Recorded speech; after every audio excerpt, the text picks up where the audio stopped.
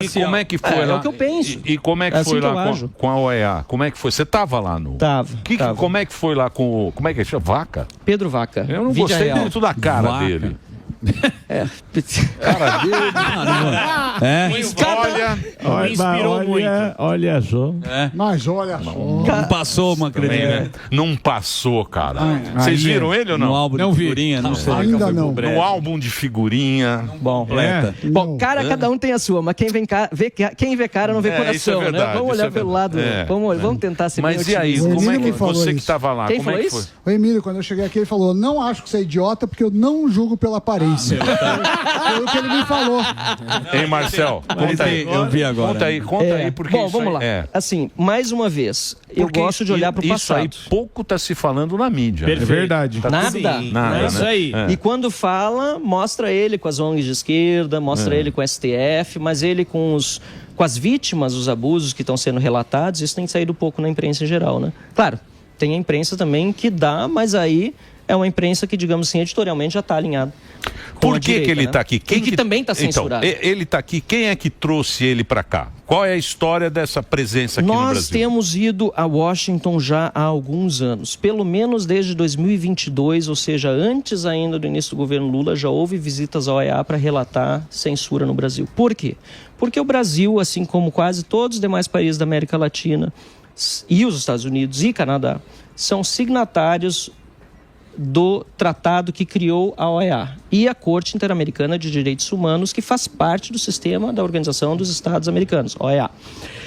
A Carta da OEA tem uma série de preceitos que precisam ser respeitados pelos Estados-partes, dentre os quais a proibição de que se faça censura.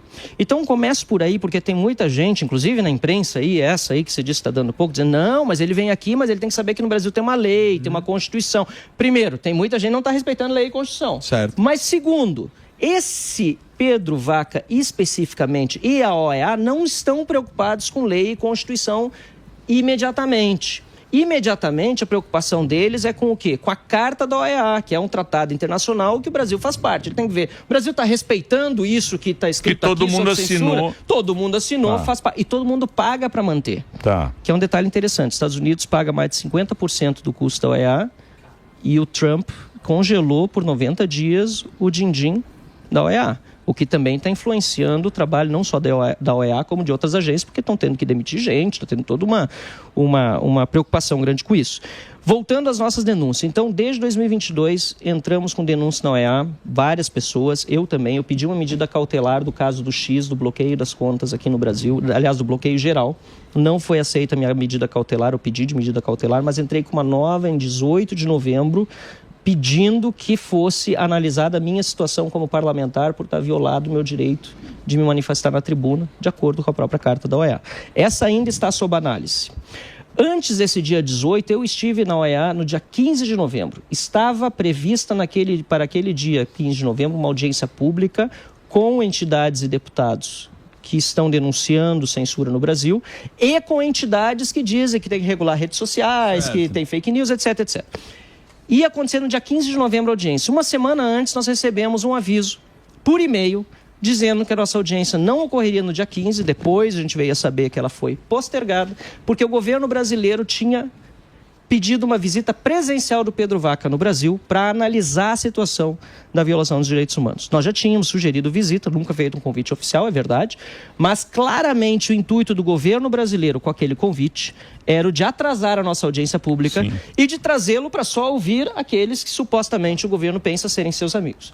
Na minha opinião, foi um tiro no pé, porque ele veio para cá, começou no STF, acho que foi uma bola fora. Acho que você começa ouvindo as vítimas. Começou no STF, foi lá, ouviu. Por outro lado, nos deu a condição de dizer o que o STF tinha falado, que não condizia com a realidade.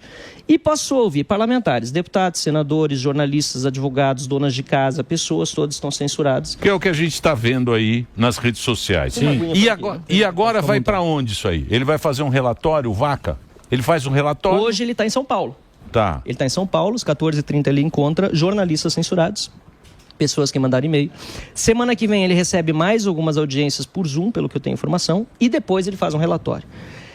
Qual é a minha impressão? Primeiro, foi muito importante que a gente conseguiu o óbvio, que era que os relatos, pelo menos as vítimas que quisessem, fossem gravados. Então o meu foi gravado. Teve gente que disse, olha, eu me sinto perseguido, eu acho que vai ter retaliação se eu for gravado, eu quero que meu relato seja anônimo, né? Ou secreto, digamos assim. Até para se proteger. Para se proteger, tá certo. Mas quem decide tem que ser a vítima. Porque inicialmente eu vi uma conversa, não, porque a OEA faz aqui, mas não queremos gravações, é bom que a gente tenha. Então isso foi aceito. Foi gravado, quem quis gravou, quem não quis não gravou.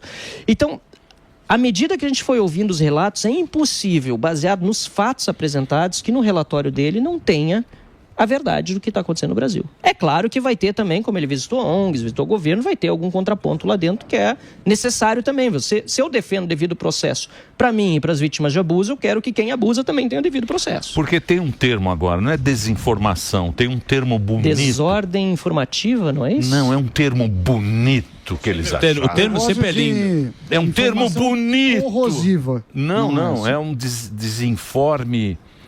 É bonito esse termo. É bonito. São, mas para descrever coisa. Como eles acham a Coreia do Norte na República Democrática Popular? Sim, claro. E é democrática? Claro. É do povo? Mas agora ele vai fazer o relatório. Vai fazer o relatório e é o seguinte, aí os estados parte. Primeiro, tem um impacto, antes do relatório, acho que tem um impacto internacional, nacional importante, porque isso obviamente dá moral para a oposição. Nós vamos lá, nós falamos, nós desabafamos.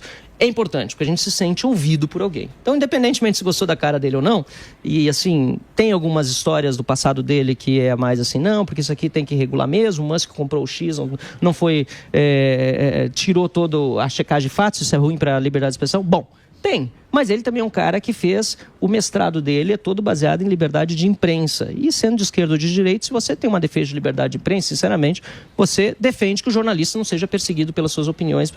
Então isso dá uma força para a oposição nacionalmente e leva o assunto para um âmbito internacional antes do relatório. Feito o relatório, quais são as consequências? O Estado parte, quando recebe uma recomendação da OEA, é como se ele tomasse um puxão de orelha do pai, entendeu?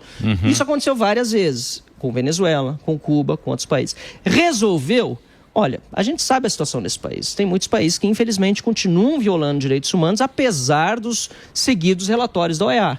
Mas esses relatórios da OEA acabam reduzindo a influência desses líderes internacionalmente e tirando também tirando, né, o poder desses partidos políticos de continuarem fazendo o que estão fazendo.